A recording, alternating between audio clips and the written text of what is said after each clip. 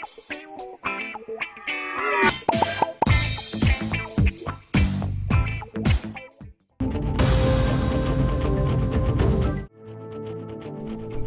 के working president KTR ने जुमेरात को तेलंगाना के वज़ीर आला रेवंत रेड्डी से कहा कि अगर उन्हें मजलूमों की आवाज़ उठाने पर गिरफ्तार किया जाता है तो वो गिरफ्तार होने के लिए तैयार हैं। केटीआर कोडंगल में मुजव्वज़ा फार्मासिटी के खिलाफ एहतजाज करने पर वकाराबाद में किसानों की हिरासत पर सवाल उठाई। उन्होंने कहा कि वो मजलूमों के लिए आवाज़ उठाने पर जेल जाने के लिए तैयार हैं। उन्होंने मुजव्वज़ा फार्मासिटी पर वकाराबाद तशद्दुद में साजिश का इल्ज़ाम लगाने पर वज़ीर आला पर नुक्ताचीनी की। मुबैना साजिश पर रद्द-ए-अमल का इज़हार करते हुए केटीआर ने कहा कि रिश्वत सतानी मामले में साजिश के तहत गिरफ्तार किया गया। तेलंगाना के साबिक़ IT वज़ीर केटीआर ने तेलंगाना में कांग्रेस के इक़्तिदार हासिल करने के बाद से वाक़यात की एक फहरिस्त शेयर की। उन्होंने तंदिया अंदाज में कहा कि ये सब साजिश है।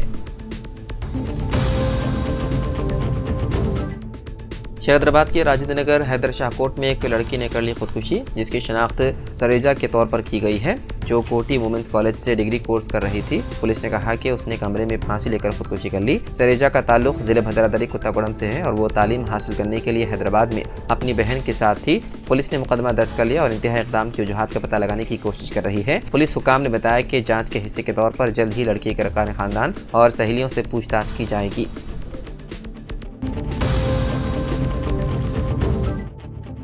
तेलंगाना के संगारेड्डी जिले के बोंतापल्ली गांव में जुमेरात की सुबह एक दिल दहलाने वाला वाक़या पेश आया, जहां पर सरेआम दिन दहाड़े मां और बेटे का कत्ल कर दिया गया। मकतूल की शनाख्त 50 साला सरोजा देवी और उनका बेटा 30 साला अनिल के तौर पर हुई है, जिन्हें सड़क पर बेदर्दी से कत्ल कर दिया गया। ये वाक़या उस वक्त पेश आया जब माँ बेटा मोटरसाइकिल पर काम के लिए रवाना हो रहे थे। एक नामालूम शख्स कार में उनके करीब आया और उन पर चाकू से हमला कर दिया। दोनों माँ बेटे मौके पर ही दम तोड़ गए। इलाके के मकीनों के मुताबिक सरोजा देवी और उनके बेटे का ताल्लुक उत्तर प्रदेश से है और वो हाल ही में बोंतापल्ली गांव के वीरभद्रनगर कॉलोनी में आबाद हुए थे। जराये के मुताबिक सरोजा देवी के खानदान और गांव के एक और खानदान जो बिहार से बताया गया है के दरमियान गुज़िश्ता 6 माह से एक तनाज़ा चल रहा था, जो एक 2 साला बच्चे की मौत के बाद पैदा हुआ था। शुबा है कि यही पुरानी दुश्मनी उनके कत्ल का सबब बनी।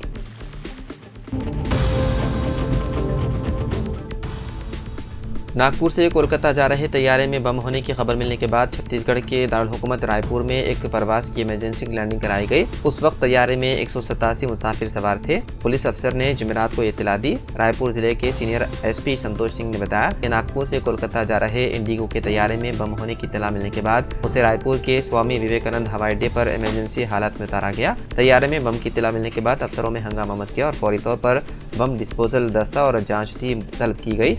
इस दौरान रायपुर एयरपोर्ट पर कुछ वक्त के लिए परवाज़ें मुतासिर भी हुई। पुलिस ने बताया है कि बम की धमकी किसने और कहां से दी, इसका अभी तक पता नहीं चल सका। मुसाफिरों के तहफ़्फ़ुज़ को यकीनी करने और किसी भी मुमकिन खतरे को रोकने के लिए सिक्योरिटी प्रोटोकॉल बढ़ा दिया गया है।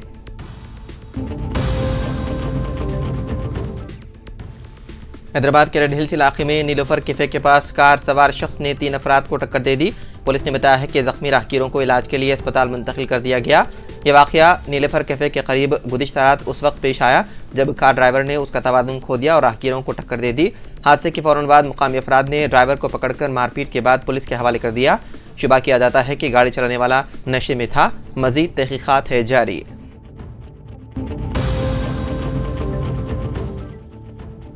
दिल्ली की एक अदालत ने आम आदमी पार्टी के रुकन असम्बली अमानतुल्लाह खान को रिहाई का दिया हुक्म। राउज़ एवेन्यू कोर्ट ने दिल्ली वक्फ बोर्ड से मुंसलिक मनी लॉन्ड्रिंग केस में आम आदमी पार्टी के रुकन असम्बली अमानतुल्लाह खान को बड़ी राहत फराहम की है।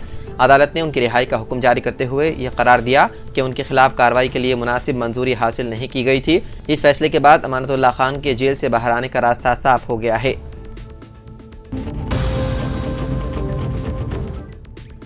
मंदिर में पूजा के लिए लगाए जाने वाले दिए को रोशन करने के लिए पेट्रोल का इस्तेमाल करने के सबब आग लगने का नतीजे में पुजारी बुरी तरह झुलस गया। ये वाक़या तेलंगाना के ज़िले नलगुंडा के नकरिकल में आया पेश। इस पुजारी की शनाख्त दीक्षित के तौर पर की गई है। इस वाक़े में मंदिर में धुआं फैल गया। पुजारी को इलाज के लिए नकरिकल के खानगी अस्पताल मुंतकिल कर दिया गया।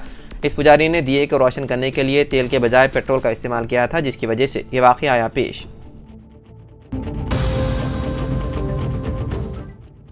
रियासती वज़ीर पूनम प्रभाकर ने इस यकीन का इजहार किया कि घर घर जामे सर्वे अवाम के हालात में तब्दीली लाने और मिसाली हुक्मरानी फराहम करने के लिए मुफीद साबित होगा। इस तारीखी सर्वे से तेलंगाना के अवाम के साथ इंसाफ किया जाएगा। उन्होंने कहा कि ये सर्वे मुल्क के लिए मिसाल बनेगा। उन्होंने ये भी कहा कि रियासत भर में 30% सर्वे पहले ही मुकम्मल हो चुका है। GHMC हदूद में 4,50,000 से ज़्यादा मकानात का सर्वे किया जाएगा।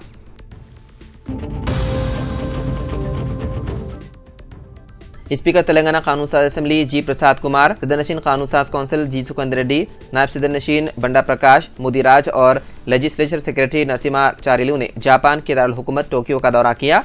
मुतालियाती दौरे के सिलसिले में स्पीकर असेंबली और सदर नशीन कौंसिल ऑस्ट्रेलिया और जनूबी कोरिया के बाद जापान पहुंचे और टोक्यो में पार्लियामेंट की इमारत का मुआयना किया।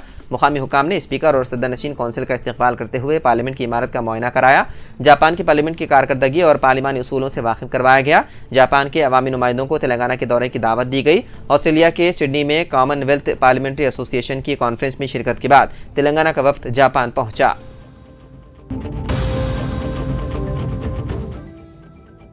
तेलंगाना हुकूमत ने हैदराबाद के तारीखी चामीनार के करीब वाजवार में रोशनियों के प्रोजेक्ट की मंजूरी दे दी है। नया पुल से चामीनार तक लाड बाजार के करीब वाजवार में रोशनी के इंतजाम किए जाएंगे। एनटीपीसी कॉरपोरेट समाजी जिम्मेदारी के तहत चामीनार और उसके अतराफ रोशनियों से सजावट के लिए 8 करोड़ 19 लाख रुपए फराहम करने के लिए आगे आया है।